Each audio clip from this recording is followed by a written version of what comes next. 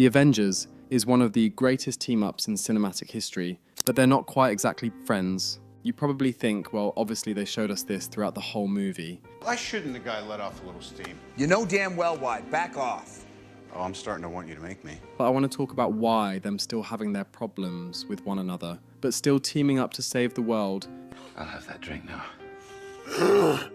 is what makes them more human to us, the audience. At the start of the Avengers, the team is a fantasy, a dream sold by Nick Fury and S.H.I.E.L.D., but one that no one actually believes in. We've seen the list. You're running the world's greatest covert security network, and you're gonna leave the fate of the human race to a handful of freaks. I'm not leaving anything to anyone. Tony Stark doesn't play well with others. Steve still feels out of place. Thor sees everyone as beneath him. Natasha and Clint have their own trauma to juggle. And Bruce Banner is just trying not to kill anyone. They're not soldiers working in harmony. They're fractured individuals held together by a vague sense of obligation. And that's exactly what Joss Whedon's writing understands so well. The one thing that drew me to the project was how broken and isolated these people were. And the idea that they would ever become a team was so absurd and so illogical that it sounded like it was going to be incredible fun. That the conflict between personalities is what fuels the story. Because when you put 6 of most exceptional people on Earth in one room,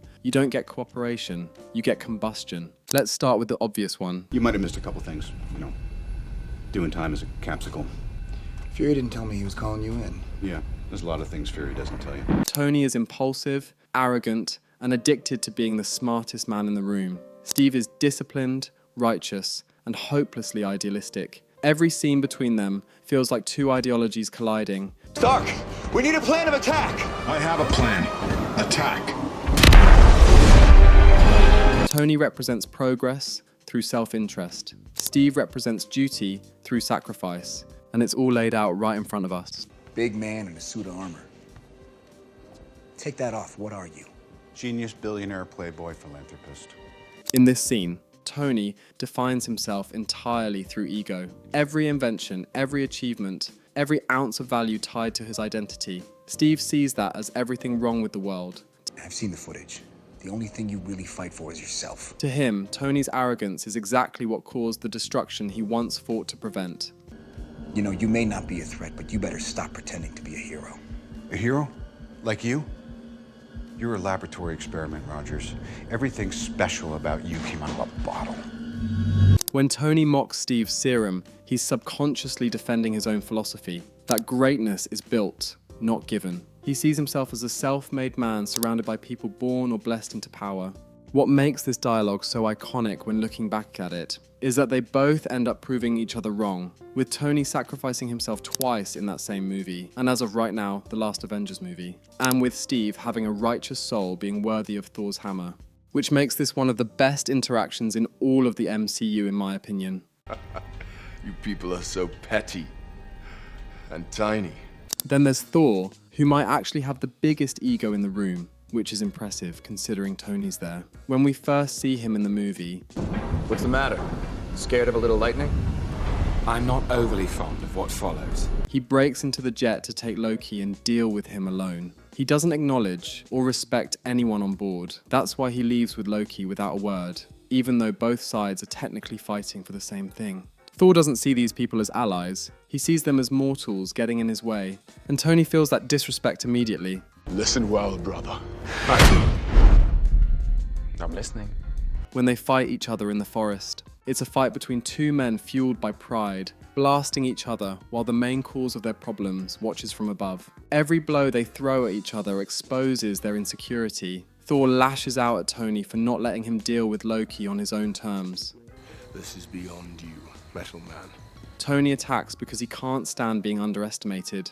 Do not touch me again. Then don't take my stuff.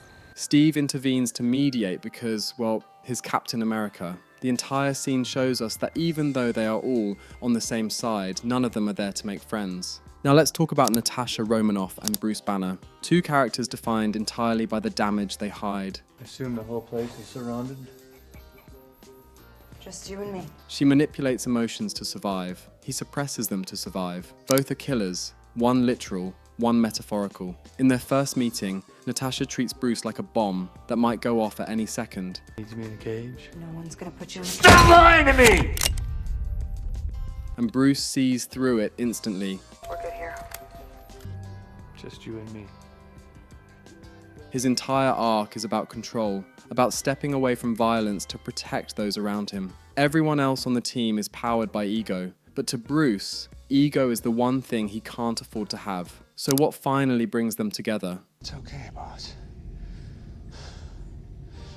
This was never gonna work if they didn't have something. Phil Coulson's death is the turning point. It strips away everything, every disagreement, every problem the team had with each other, because the world needs them to, because that's what a hero does. For the first time, they're not fighting for self-interest or pride. They're fighting because someone believed in them and died for it. And that changes everything. And there's one other person you pissed off. His name was Phil. Lastly, I want to talk about the importance of this shot right here.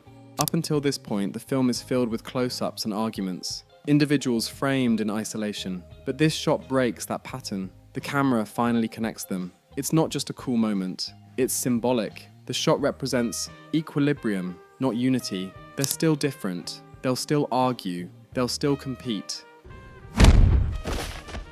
But now, they're able to look past it and work together because of a shared sense of responsibility, and that's far more realistic than pretending they suddenly became best friends. By the end of the film, Nick Fury doesn't have a perfect team. He has 6 people who won't always agree on everything, but who will still show up when it matters.